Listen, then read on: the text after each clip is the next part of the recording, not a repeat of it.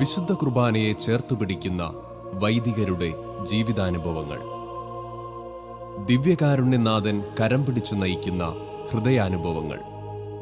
ഇത് കൊച്ചി രൂപതാംഗവും ഇപ്പോൾ ആരാശപുരം സെയിന്റ് ജോർജ് ചർച്ച് വികാരിയുമായ ഫാദർ തമ്പി ആന്റണി തൈക്കൂട്ടത്തിൽ.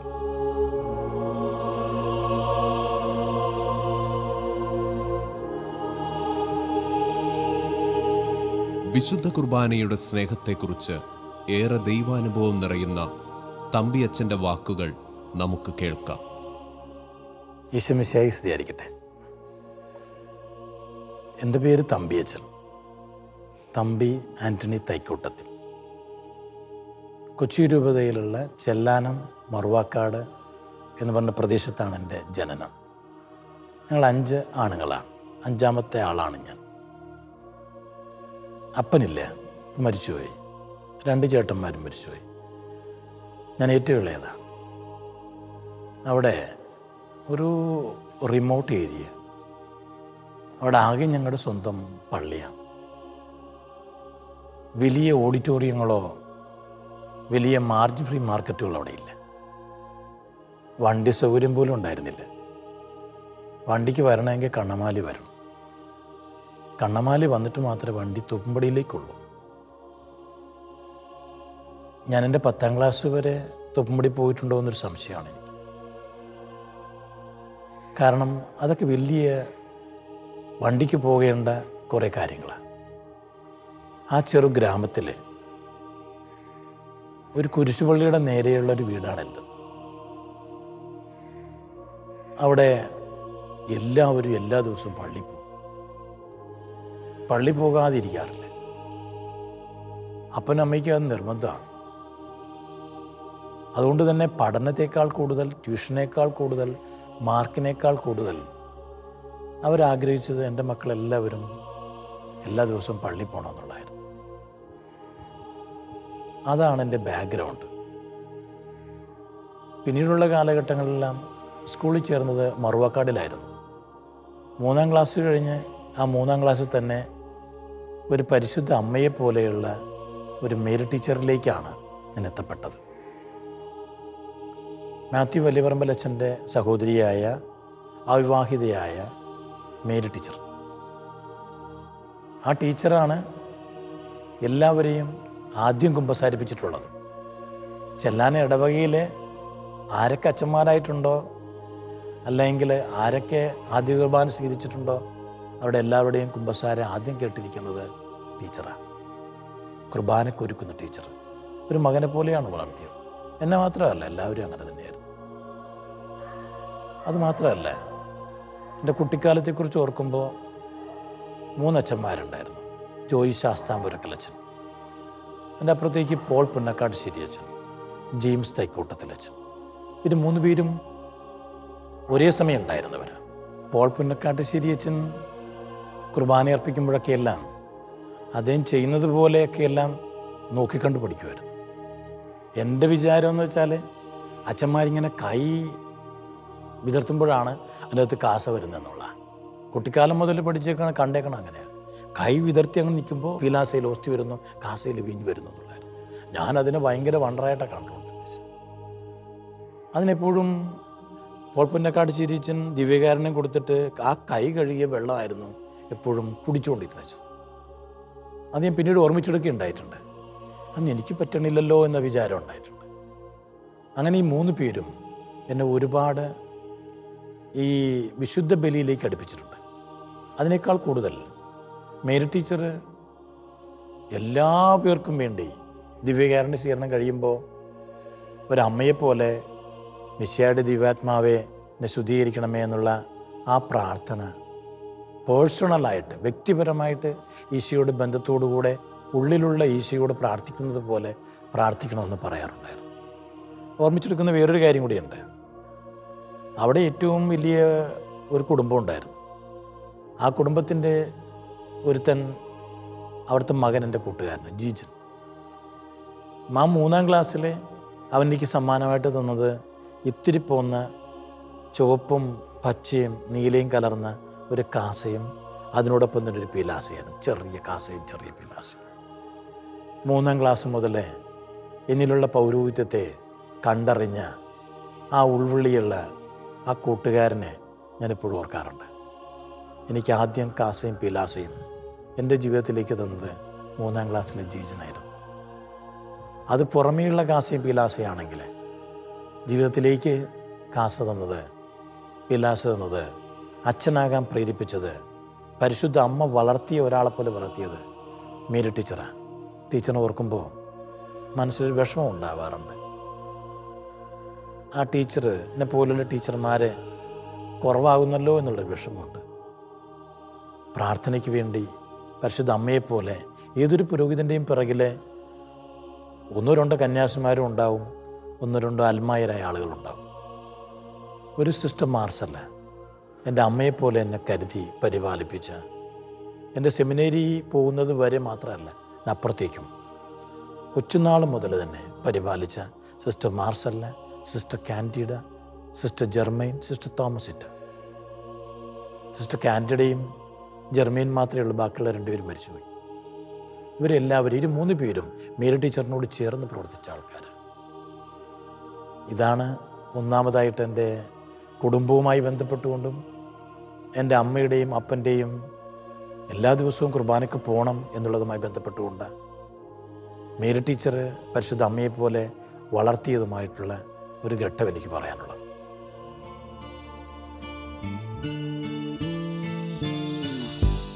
കരുണതൻ കയർ പിടിച്ച് നയിച്ചിടും സ്നേഹമേ, കരുണതൻ കയർ പിടിച്ച് നയിച്ചിടും സ്നേഹമേ, ദിവ്യകാരുണ്യ സ്നേഹമേ, പരിശുദ്ധ സ്നേഹമേ, ദിവ്യകാരുണ്യ സ്നേഹമേ, പരിശുദ്ധ സ്നേഹമേ, പരിശുദ്ധ പരമദിവ്യകാരുണ്യമേ, അനന്ത സ്നേഹമേ, പരിശുദ്ധ പരമദിവ്യകാരുണ്യമേ, അനന്ത സ്നേഹമേ.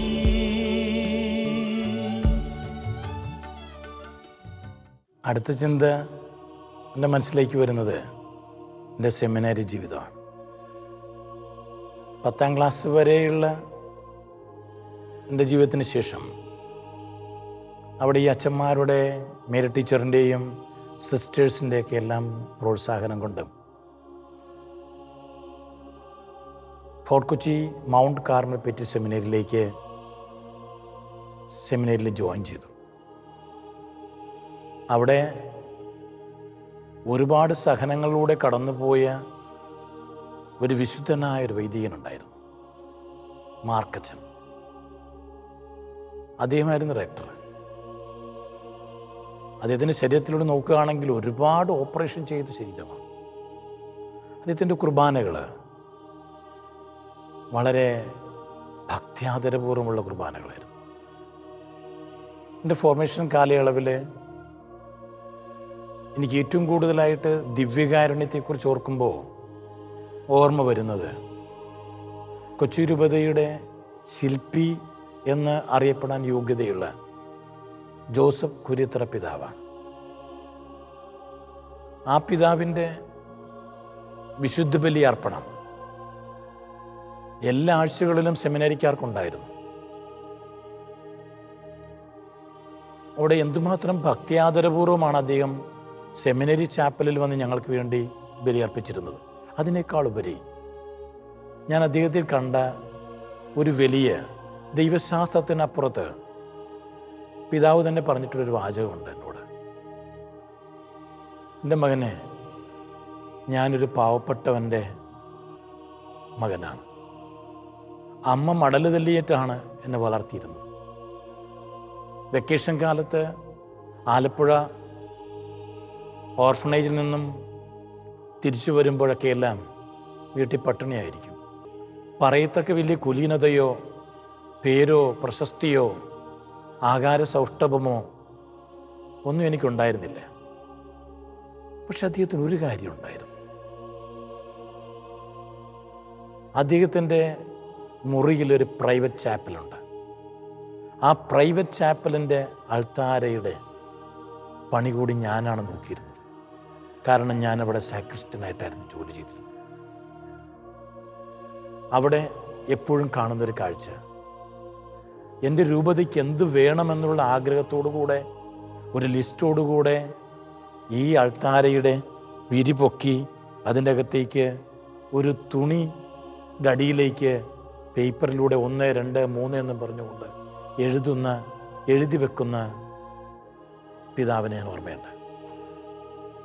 അത് വ്യക്തമായ ബോധ്യത്തോടു കൂടെയാണ് ദൈവപരിപാലനയുടെ മനുഷ്യൻ. എന്നിട്ട് പറയും, ഇവിടെ അടിയിൽ വെച്ചിരിക്കുന്ന ആ പേപ്പറിൻ്റെ മീതെയാണ് ഞാൻ കുർബാന അർപ്പിക്കുന്നത് എന്നുള്ള പേര് തന്നെ എനിക്കത് സാധിച്ചു കിട്ടും. കിട്ടുന്ന സാധനങ്ങൾക്ക് എല്ലാത്തിനും ടിക്ക് ചെയ്തിടാറുണ്ട്. കൊച്ചി രൂപതയിൽ ഏറ്റവും കൂടുതൽ സ്ഥാപനങ്ങൾ ഉണ്ടാക്കിയിരിക്കുന്നത് ആ പിതാവിൻ്റെ അൾത്താരയിലെ വിരിയുടെ അടിയിൽ എഴുതി വെച്ചിട്ടുള്ള നിയോഗങ്ങളിൽ കുർബാന അർപ്പിച്ചതിൻ്റെ പേരില്ല. കിട്ടും, ഉറപ്പാ. അതെനിക്ക് പിതാവ് പറഞ്ഞു തന്നിട്ടുണ്ട്, കാണിച്ചു തന്നിട്ടുണ്ട്. ദൈവപരിപാലനയുടെ അപ്പോസ്തലൻ. അങ്ങനെ ആ കാലഘട്ടത്തിലൂടെ കടന്നുപോയി. കർമ്മലഗിരി സെമിനാരിയിൽ പഠനം കഴിഞ്ഞ് ഞാൻ പുറത്തേക്കാണത്. ഞങ്ങൾ 4 പേരെയും പുറത്താണ് പിതാവ് വിട്ടത്. ഓസ്ട്രിയയിൽ ഇൻസ്ബ്രൂക്കിലെ ജെസ്യൂട്ടൻ കോളേജിലായിരുന്നു പഠനം. അവിടെ ദൈവശാസ്ത്രവും തത്വശാസ്ത്രത്തിലൊക്കെ പഠനം കഴിഞ്ഞ് തിരിച്ചു വന്നു. എൻ്റെ പൗരോഹിത്യ സ്വീകരണം. അങ്ങനെ 2 വ്യത്യസ്തമായ അനുഭവങ്ങളിലൂടെ കടന്നു വന്ന് ഒരു തുറവിയോടുകൂടെ കാര്യങ്ങളെ കാണാൻ കഴിയുന്ന ഒരു കാഴ്ച ദൈവം എനിക്ക് തന്നായിരുന്നു. റൈൻഹോൾഡ് സ്റ്റേഹർ എന്ന് പറയുന്ന ഒരു ബിഷപ്പിനെ ഞാൻ ഓർക്കാതെ പോകില്ല. അദ്ദേഹത്തിൻ്റെ കുർബാനയും അതോടൊപ്പം തന്നെ അദ്ദേഹത്തിൻ്റെ ആ കുർബാന കഴിഞ്ഞിട്ട് പുറത്തേക്ക് വന്നിട്ട് ആളുകളോടുള്ള പെരുമാറ്റവും വളരെ സിമ്പിൾ. എല്ലാവരുടെയും പാദം കഴുകാനായിട്ടുള്ള ഒരു ആത്മീയ പ്രേഷിതത്വമുള്ള കുർബാനയോട് ഭക്തി ഉണ്ടായിരുന്ന ആ പിതാവ് എൻ്റെ ഒരു ചങ്ങാതി കൂടിയായിരുന്നു. അദ്ദേഹത്തിൻ്റെ കുറേ പുസ്തകങ്ങൾ എഴുതിയിട്ടുണ്ട്. ഇതെല്ലാം എന്നെ കുർബാനയിൽ പ്രേരിപ്പിച്ചിട്ടുള്ള ദിവ്യകാരുണ്യത്തെ ബുദ്ധി കൊണ്ടല്ല കാണേണ്ടത്, വിശ്വാസം കൊണ്ടാണ്. ഇതിനോട് ചേർത്ത് വെക്കപ്പെടേണ്ടത് പഠനങ്ങളെല്ലാം കഴിഞ്ഞു വന്ന് എൻ്റെ ഓർഡിനേഷൻ സ്വീകരണത്തിന് പ്രഥമ ദിവ്യബലി അർപ്പണത്തിനും പ്രസംഗിക്കാനായിട്ട് വന്നത് ഫിർമുസ് കാച്ചപ്പള്ളി എന്ന് പറഞ്ഞൊരച്ഛനാണ്. ഒരു കർമ്മലിത്ത വൈദികൻ. അതേ ഒരു ചെറ്റ കുടിൽ പോലത്തെ ഒരു കുടിലുണ്ടാക്കി ഒറ്റയ്ക്ക് താമസിക്കുകയായിരുന്നു മറുവാക്കാടിൽ. എൻ്റെ ഒരു ആത്മീയ ഗുരുവും കൂടെയായിരുന്നു. ഒരു വിപ്ലവകാരി പോലെ കർത്താവിന് വേണ്ടി തീഷ്ണതയോടുകൂടെ ബലിയർപ്പിക്കുകയും തീഷ്ണതയോടെ പ്രവർത്തിക്കുകയും ചെയ്ത ഒരു സാമൂഹ്യ പ്രതിബദ്ധതയുള്ള ഒരു പുരോഹിതൻ. ആ പുരോഹിതൻ എൻ്റെ ഏറ്റവും വലിയ കൂട്ടുകാരനായിരുന്നു, എൻ്റെ ആത്മീയ പിതാവായിരുന്നു. അതിനേക്കാളുപരി കുർബാനയോട് ഭക്തിതീഷ്ണതയോടുകൂടെ പ്രാർത്ഥിക്കണമെന്നും കുർബാനയിൽ ഈശോ ഉണ്ട് എന്നുള്ള ഉത്തമ ബോധ്യത്തോടുകൂടെ കുർബാന അർപ്പിച്ച് കാണിച്ചു തന്നവരാണ്. അന്ന് പറഞ്ഞൊരു വാചകം ഞാൻ ഓർത്തു പോവുകയാണ്. മകനെ, ഈ പൗരോഹിത്യം എന്ന് പറഞ്ഞാൽ പച്ചപ്പരവതാനിയോ പുഷ്പവൃഷ്ടിയോ അല്ല, മുൾക്കിരീടമാണ്. അങ്ങനെ ഈ കാസയിലും പീലാസയിലൂടെ ചൊരിയപ്പെടുന്ന രക്തവും മുറിക്കപ്പെടുന്ന ശരീരവുമാണ് എന്നുള്ള ബോധ്യം എനിക്ക് കൂടുതലായിട്ട് തന്നത് എൻ്റെ പൗരോഹിത്യ ജീവിതത്തിലും എൻ്റെ സെമിനാരി ജീവിതത്തിലും ഇവർ 2 പേരെയും ഓർക്കാതെ പറ്റില്ല. കുരിത്തറ പിതാവിനെയും ഫിർമുസ് കാച്ചപ്പള്ളി അച്ഛനെയും. ആത്മീയ ജീവന്റെ അപ്പമായി, നിത്യമാം ജീവന്റെ ഭോജ്യമായി ആഗതനാകുന്നു യേശുനാഥൻ. ദിവ്യകാരുണ്യ സ്വരൂപനായി ആത്മീയ ജീവന്റെ അപ്പമായി, നിത്യമാം ജീവന്റെ ഭോജ്യമായി ആഗതനാകുന്നു യേശുനാഥൻ. ദിവ്യകാരുണ്യ സ്വരൂപനായി ആരാധിക്കാം, പാട്ടുപാടാം, ആ തിരുനാമത്തെ പാടി വാഴ്ത്താം, ആനന്ദ കീർത്തനം പാടി നിത്യം ആരാധനാ സ്തുതി സ്തോത്രമേകാം. പ്രിയമുള്ളവരെ, എൻ്റെ മനസ്സിൽ യോഹന്നാൻ 6:51 ഒരു വചനം വരെയാണ്. സ്വർഗത്തിൽ നിന്നിറങ്ങിയ ജീവനുള്ള അപ്പം ഞാനാണ്. ആരെങ്കിലും ഈ അപ്പത്തിൽ നിന്ന് ഭക്ഷിച്ചാൽ അവൻ എന്നേക്കും ജീവിക്കും. ലോകത്തിൻ്റെ ജീവന് വേണ്ടി ഞാൻ നൽകുന്ന അപ്പം എൻ്റെ ശരീരമാണ്. ഇത് ആരാശപുരം സെയിൻറ്റ് ജോർജ് ഇടവക ദേവാലയം. എൻ്റെ ഇടവക ദേവാലയം ഞാനിപ്പോൾ ഇവിടെ ശുശ്രൂഷ ചെയ്യുമ്പോൾ ഈ കർത്താവിൻ്റെ പാസ്ക് രൂപത്തിൽ നിന്ന് താഴേക്ക് ഇറങ്ങി വന്ന ദൈവത്തിൻ്റെ പുത്രൻ്റെ ആ ശരീരം ഈ കാസയിലേക്കും പീലാസയിലേക്കും ഇറങ്ങി വന്ന് ഓരോ മനുഷ്യർക്കും വചനത്തിലൂടെ മാറ്റിയെടുക്കുന്ന ഒരു വലിയ ജീവിത യാഥാർത്ഥ്യം എന്നെ പഠിപ്പിച്ചത് ഈ 3-ാം ഘട്ടത്തിലാണ്. അവിടെ ഞാൻ ഓർത്തു പോകുന്നത് സ്വർഗത്തിൽ നിന്ന് ഇറങ്ങിയ ജീവനുള്ള അപ്പം. അപ്പം ഇറങ്ങുക എന്നുള്ള ഒരു സംഗതി ഉണ്ട് അവിടെ. ആ ഇറങ്ങുക എന്നുള്ളത് എന്താണ് എന്ന് എന്നെ പൗരോഹിത്യത്തിൻ്റെ 10 വർഷക്കാലം,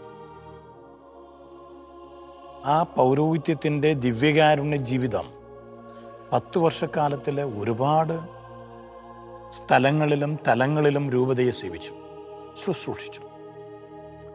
പക്ഷെ അതിനപ്പുറത്തേക്ക് വേറെ ഒരു തലത്തിലേക്ക് എത്തിയപ്പോഴാണ് ഇറങ്ങുക എന്നുള്ള ഏറ്റവും വലിയ അർത്ഥം എനിക്ക് മനസ്സിലായത്. അത് സെഹിയോൻ ധ്യാനകേന്ദ്രവുമായി ബന്ധപ്പെട്ടുകൊണ്ട് ഞാൻ ജീവിച്ചൊരു കാലഘട്ടമുണ്ട്. അവിടെ എന്നെ വളർത്തിയ ആ ഏറ്റവും വലിയ വാക്കാണ് ഇറങ്ങുക. ആദ്യമായിട്ട് ധ്യാനത്തിന് ചെന്ന് കഴിഞ്ഞപ്പോൾ വലിയ ഡിഗ്രികളൊക്കെ ഉള്ള ആൾ എന്നുള്ള വിചാരത്തോടുകൂടി അഹങ്കാരത്തോടുകൂടി ആയിരുന്നു ഞാൻ അവിടെ ചെന്നത്. പക്ഷേ അവിടെ വട്ടായിലച്ചൻ പറഞ്ഞു, അവിടെ ഒരു ബ്രദറുണ്ട് കൗൺസിലിങ്ങിന് പോകാൻ. ഞാൻ മനസ്സിൽ വിചാരിച്ചു അദ്ദേഹം ബൈബിൾ പണ്ഡിതനായിരിക്കും, ഡോക്ടറേറ്റ് ഉള്ളയാളായിരിക്കും എന്നുള്ള എല്ലാ വിചാരങ്ങളും എനിക്കുണ്ടായി. ഞാനവിടെ ചെന്ന് കഴിഞ്ഞപ്പോൾ ഒരു ചെറിയ മുറിയിൽ ഒരു കൂടാരം പോലത്തെ ഒരു സ്ഥലത്ത് ഒരു പ്രായമായൊരു ചേട്ടൻ വെള്ളയിട്ടിരിക്കുകയാണ്. വട്ടാലച്ചൻ പറഞ്ഞു, ചേട്ടൻ്റെ അടുത്ത് കൗൺസിൽ ചെയ്യാൻ പറഞ്ഞു. ആയിരിക്കേ. അദ്ദേഹം എന്നെ ഇരുത്തി കഴിഞ്ഞപ്പോൾ ഞാൻ ചോദിച്ചു, ബൈബിള് പഠിച്ചിട്ടുണ്ടല്ലേ, ഡോക്ടറേറ്റ് ഉണ്ടോ? എൻ്റെ ആ ഒരു ചോദ്യത്തിൽ ഏതൊക്കെയെല്ലാം ഇറങ്ങാത്ത അനുഭവം ഉണ്ടായിരുന്നു. കയറി നിൽക്കുന്ന ഒരാളുടെ അനുഭവം. ആൾ പറഞ്ഞു, ഞാൻ പഠിച്ചിട്ടില്ല അച്ഛാ. അപ്പോഴേക്കും എനിക്കൊരു വിഷമമുണ്ടായി. ദൈവമേ, പിന്നെയും ഇദ്ദേഹം വേറെ എന്തെങ്കിലുമൊക്കെ കോഴ്സിന് പോയിട്ടുണ്ടാകുമോ, തിയോളജി പഠിച്ചിട്ടുണ്ടാകുമോ? അതുമില്ല അച്ഛാ. അദ്ദേഹം പറഞ്ഞ വേറൊരു വാചകമുണ്ട്, അച്ഛാ എനിക്ക് എഴുതാനും വായിക്കാനും അറിയാൻ പാടില്ല. അത് കേട്ടപ്പോൾ ഞാൻ ഞെട്ടിപ്പോയി. എഴുതാനും വായിക്കാനും അറിയാൻ പാടില്ലാത്ത ഒരാളുടെ അടുത്തേക്കാണല്ലോ എന്നെ വട്ടായലച്ചൻ കൗൺസിലിങ്ങിനെ പറഞ്ഞു വിട്ടത്. ആ ഒരു മനോഭാവത്തിൽ നിൽക്കുമ്പോഴാണ് ചേട്ടൻ പറഞ്ഞൊരു വാചകം, ജെറമിയ 33:3, നിന്റെ ബുദ്ധിക്കതീതവും മഹത്വം നിഗൂഢവുമായ രഹസ്യങ്ങൾ ഞാൻ നിനക്ക് വെളിപ്പെടുത്തി തരും. അത് ജെറമിയ 33:3 എന്താണെന്ന് ചോദിച്ചു. ഞാൻ പറഞ്ഞു, എനിക്ക് ഓർമ്മയില്ല. മറ്റു പലതും ചോദിച്ചു, എനിക്കറിയില്ല. കാണാപ്പാടം പഠിക്കുന്ന പണിയില്ല. പിന്നീടാണ് അദ്ദേഹത്തിൻ്റെ മുമ്പിൽ എന്നെ എന്തുമാത്രം ഇറക്കാൻ, എളിമപ്പെടാൻ വചനത്തിലൂടെ ദൈവം അനുഗ്രഹിക്കുകയായിരുന്നു. അങ്ങനെ ആ അനുഭവത്തിലൂടെയാണ് എനിക്ക് ദിവ്യകാരുണ്യം എന്തുമാത്രം ഇറങ്ങലാണ് എന്ന്, എളിമപ്പെടലാണ് എന്ന് മനസ്സിലായത്. എൻ്റെ ബുദ്ധികളെ എല്ലാം എടുത്ത് മാറ്റി, എൻ്റെ ബുദ്ധിയുടെ മണ്ഡലത്തെ എല്ലാം എടുത്ത് മാറ്റി ഈ കാസയിലേക്കും പിലാസയിലേക്കും നോക്കിക്കൊണ്ടിരിക്കുമ്പോൾ അവിടെ ഒരു ബോധമണ്ഡലത്തിലെ ഒരു ആർട്ടിഫിഷ്യൽ ഇൻ്റലിജൻസോ ഇല്ലാതെ വെളിപാടുകൾക്ക് വേണ്ടി മാത്രം തുറന്നു കൊടുക്കുന്ന ഒരു മനസ്സ് നമുക്കുണ്ടാവണമെന്ന് മനസ്സിലാക്കിയെടുത്തത്. ഇവിടെ വിർട്സ്ബുർഗിലെ ഇൻസ്ബ്രൂക്കിലും പഠിച്ചുകൊണ്ടിരുന്നപ്പോൾ അവിടെ ഒരു അച്ഛൻ്റെ ബുദ്ധിവൈഭവമോ, അച്ഛൻ്റെ ദൈവശാസ്ത്ര പണ്ഡിതനാണെങ്കിലും അദ്ദേഹത്തിൻ്റെ ഒരു പ്രവർത്തനം എന്നെ ഹഠാത് ആകർഷിച്ചിട്ടുണ്ട്. അദ്ദേഹം ചെയ്യുന്നൊരു പരിപാടി, അദ്ദേഹത്തിന് എന്തെങ്കിലും പ്രത്യേകമായൊരു ആവശ്യം ഉണ്ടാകുമ്പോഴൊക്കെയെല്ലാം അദ്ദേഹം സക്രാരി തുറന്ന് തല ഉള്ളിലേക്കിട്ട് കർത്താവിനെ മുഖാമുഖം കണ്ട് തൊട്ടടുത്തിരുന്ന് ചെവിയിൽ മന്ത്രിക്കുന്ന ഒരാളായി. അതെന്നെ വളരെ പ്രചോദിപ്പിച്ചിട്ടുണ്ട് ഒരുപാട്. ആ ദിവ്യകാരുണ്യത്തിനോട് മോശ ദൈവത്തിനോട് സംസാരിച്ചതുപോലെ സംസാരിച്ച ആ പുരോഹിതൻ്റെ ആ എളിമപ്പെടൽ തിയോളജിയോ തിയോഡിസിയോ ഒന്നുമല്ലാത്തൊരു സാധനം, അതും ദിവ്യകാരണവുമായി കോർത്തിണക്കാൻ എൻ്റെ സെഹ്യോൻ ജീവിതകാലം എന്നെ സഹായിച്ചിട്ടുണ്ട്. അതോടൊപ്പം തന്നെ എൻ്റെ പ്രത്യേകമായിട്ട് എനിക്കെപ്പോഴുള്ളത് എൻ്റെ ബൈബിള്. ആ ഒരു കാലഘട്ടത്തിലാണ് വചനത്തിലൂടെ ഞാൻ യേശുവെ പഠിക്കാൻ ശ്രമിച്ചത്. ഒരുപാട് പഠിച്ചിട്ടുണ്ടെങ്കിലും വചനം എന്താണെന്ന്, വചനത്തിലൂടെ ഇറങ്ങി വെക്കപ്പെട്ട മാംസമായ ഈശോയെ കണ്ടെത്താൻ എനിക്ക് കഴിഞ്ഞത് അവിടെ വെച്ചിട്ടാണ്. പൗരോഹിത്യത്തിൻ്റെ ഒരു 10 വർഷം കഴിഞ്ഞ് ഇപ്പം ഞാൻ സിൽവർ ജൂബിലി ഇയറാണ് എനിക്ക്. ഈ സിൽവർ ജൂബിലി കാലയളവിൽ പുറകോട്ട് തിരിഞ്ഞു നോക്കുമ്പോൾ കർത്താവ് കാൽവരിയുടെ മലമുകളിൽ തന്നെ ഹോമിച്ച് ശരീരമായി രക്തമായി ഈ എളിയവനായി എൻ്റെ കരങ്ങളിലേക്ക് എഴുന്നള്ളി വന്ന് നമുക്ക് ഓരോരുത്തർക്കും ജീവനായി മാറുമ്പോൾ ഞാൻ സ്വർഗത്തിൽ നിന്ന് ഇറങ്ങി വന്ന ജീവനുള്ള അപ്പമാണെന്നുള്ളതിൻ്റെ ഏറ്റവും വലിയ അർത്ഥതലമാണത്. എനിക്കൊരു വേറൊരു അനുഭവം കൂടിയുണ്ട്. ആ അനുഭവം ഒരു ധ്യാന കേന്ദ്രത്തിൽ വിശുദ്ധ ബലി അർപ്പിക്കാനായിട്ട് അച്ഛന്മാരുടെ ധ്യാനം ആരംഭിക്കുക. അവിടെ ഒരു ടോക്കുണ്ട്. ആ ടോക്കിന് മുമ്പായുള്ള കുർബാന ഉണ്ടായിരുന്നു. കുർബാനയ്ക്ക് മുന്നേ ഒന്ന് കുമ്പസാരിക്കണമെന്നൊരാഗ്രഹം ഉണ്ടായിരുന്നെങ്കിലും നടന്നില്ലാത്തതിൻ്റെ പേരിൽ എനിക്കൊരു മനോവിഷമം ഉണ്ടായിരുന്നു. കുമ്പസാരിച്ചിട്ടില്ലല്ലോ, ഒന്ന് കുർബാന സ്വീകരിക്കുന്നത് സങ്കടമായിരുന്നു. അങ്ങനെ ആ കുർബാനയുടെ മുമ്പിൽ ഒരുപാട് സങ്കടത്തോടുകൂടെ ശരീരത്തിലും മനസ്സിലും ആത്മാവിലുമുള്ള ശുദ്ധിയില്ലാതെ ഈശോയെ സ്വീകരിക്കേണ്ടി വരുന്നതിൻ്റെ ഒരു വിഷമം വെച്ചുകൊണ്ട് തന്നെയാണ് എല്ലാവരുടെയും മുമ്പിൽ വെച്ച് ഞാൻ ഓസ്തി സ്വീകരിക്കേണ്ടി വന്നു. കാരണം അച്ഛന്മാരെല്ലാം നോക്കി നിൽക്കുക. സ്വീകരിച്ചില്ല എങ്കിൽ കുർബാന കൂടുന്ന അച്ഛന്മാർ കുർബാന സ്വീകരിച്ചില്ല എങ്കിൽ എല്ലാവരെയും ഒബ്സർവ് ചെയ്യപ്പെടുമല്ലോ എന്ന വിചാരം. ആ ഓസ്തി എടുത്ത് വളരെ വിഷമത്തോടുകൂടെ ഞാൻ സ്വീകരിച്ചു. അതിനുശേഷം ഞാനന്ന് ഇറക്കാൻ നോക്കിയിട്ട് അത് ഇറങ്ങുന്നില്ല, കടിച്ചു നോക്കിയിട്ട് പൊട്ടുന്നില്ല, അലിപ്പിക്കാൻ നോക്കിയിട്ട് അലിയണമെന്നില്ല. ആരും കാണാതെ എൻ്റെ പോക്കറ്റിൽ നിന്ന് ടവലെടുത്ത് ആ ഓസ്തി എടുത്ത് നോക്കിയപ്പോൾ അതൊരു പ്ലാസ്റ്റിക് ഓസ്തി പോലെയായി. എൻ്റെ മനസ്സിൻ്റെ ഏറ്റവും വലിയ രണ്ടാമത്തെ തിരിച്ചറിവ് അതാണ്. കർത്താവ് ആഗ്രഹിക്കുന്നത് വിശുദ്ധിയോടുകൂടെ സ്വീകരിക്കപ്പെടണമെന്നുള്ളതാണ്. ആത്മീയ ജീവന്റെ ഭോജ്യമേ, സ്വർഗീയ ജീവന്റെ ഭോജ്യമേ, നിത്യമാം ജീവന്റെ ഭോജ്യമേ, ആരാധന ആരാധന. ഇന്ന് വിശുദ്ധ കുർബാനയെപ്പറ്റി ഓർക്കുമ്പോൾ 25 വർഷങ്ങൾക്ക് ഇപ്പുറത്തേക്ക് ആദ്യം ഞാൻ കുർബാന ചൊല്ലിയത് എൻ്റെ പള്ളിയിലല്ല, ഒരു കോളനിയിലാണ്. ഞാൻ അപ്പോൾ വിചാരിച്ചു, ദൈവമേ, എൻ്റെ പട്ടം കഴിഞ്ഞിട്ട് ആദ്യ കുർബാന ഒരു സാധാരണ മട്ടാഞ്ചേരിയിലുള്ളൊരു കോളനിയിലാണല്ലോ, ഞാൻ ഇവിടെയാണല്ലോ കുർബാന അർപ്പിക്കുന്നത് എന്ന വിചാരം ഉണ്ടായിരുന്നു. പക്ഷെ എനിക്ക് ഇപ്പോൾ അത് മനസ്സിലാവുന്നു. വലിയ ബ്രഹ്മാണ്ഡങ്ങളായ ബസിലിക്കകളേക്കാൾ, കത്തീഡ്രലുകളേക്കാൾ ദൈവം വസിക്കുവാനായിട്ട് താഴ്ന്ന് ഇറങ്ങി വരുന്ന മനുഷ്യരുടെ ഹൃദയങ്ങളിലാണ്.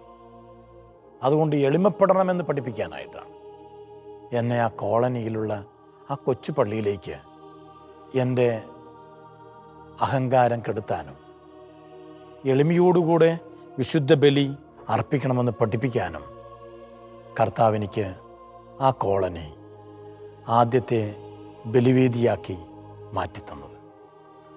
25 വർഷങ്ങൾക്കിപ്പുറം എല്ലാ ബലിയിലും വിശുദ്ധിയോടുകൂടെ ബലിയർപ്പിക്കാനായിട്ട് കഴിയണേ എന്നുള്ള പ്രാർത്ഥന. ഇതെല്ലാം കൂട്ടി വായിക്കുമ്പോൾ ആ ഓസ്തിയും വീഞ്ഞും കർത്താവിൻ്റെ തിരുശരീരവും തിരക്തവുമായി മാറുന്ന ട്രാൻസബ്സ്റ്റാൻസിയേഷൻ, അത് കണ്ണുകൊണ്ട് കാണാൻ പറ്റുന്നതല്ല, ഹൃദയം കൊണ്ട് സ്വീകരിക്കേണ്ടതാണ്, ആത്മാവ് കൊണ്ട് സ്വീകരിക്കേണ്ടതാണ്. ഈ ഒരു ബോധ്യമാണ് സ്വർഗത്തിൽ നിന്ന് ഇറങ്ങി വന്ന് ജീവനുള്ള അപ്പമായി വചനത്തിലൂടെ നാം വായിക്കുമ്പോൾ മനസ്സിലാക്കപ്പെടേണ്ടതും മനസ്സിലാക്കുന്നതും. ഇത്രമാത്രം 25 വർഷം എന്നെ വളർത്താൻ ഒരുപാട് പ്രതികൂലമായ സാഹചര്യങ്ങളും വെല്ലുവിളികളും നിറഞ്ഞൊരു ജീവിതം എനിക്കുണ്ടായിട്ടുണ്ട്. അവിടെയെല്ലാം കരഞ്ഞു കലങ്ങിയ കണ്ണുകളോടുകൂടെ കടന്നു പോയപ്പോഴെല്ലാം ഓർമ്മയിൽ വന്നത് ഫിർമുസ് കാച്ചപ്പള്ളിയച്ഛൻ്റെ വാക്കുകളാണ്. പച്ചപ്പരവധാനികളല്ല, മുൾക്കിരീടമാണ് ദിവ്യകാരുണ്യവും പൗരോഹിത്യവും നിനക്ക് സമ്മാനമായി തരുന്നത്. ഞാൻ സന്തോഷിക്കുന്നു.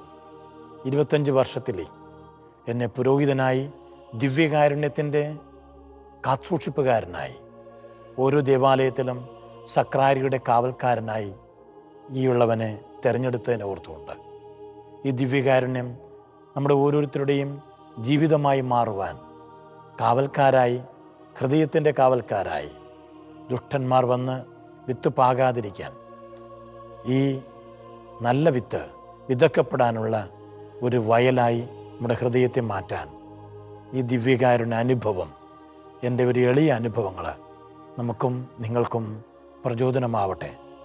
ഷാലും ടി വിക്ക് ഒരുപാട് നന്ദി പറയുകയാണ്.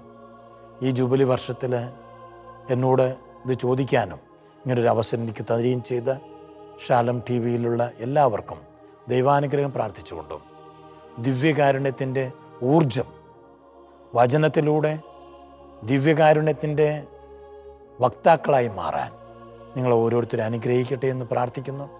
ഈ സിൽവർ ജൂബിലി കാലയളവിൽ എനിക്ക് വേണ്ടിയും എന്നോടുകൂടെ പൗരോഹിത്യ സ്വീകരണം കഴിച്ച എൻ്റെ 2 ചങ്ങാതികൾക്ക് വേണ്ടിയും പ്രാർത്ഥിക്കണമേ എന്ന് ഓർമ്മിപ്പിച്ചുകൊണ്ടും ഞാൻ ബലിയർപ്പിക്കുമ്പോൾ നിങ്ങളെ ഞാൻ ഓർക്കും, നിങ്ങൾ എന്നെ ഓർക്കണം എന്ന് മാത്രം പറഞ്ഞുകൊണ്ട് സ്നേഹത്തോടെ നിങ്ങളുടെ തമ്പിയച്ഛൻ.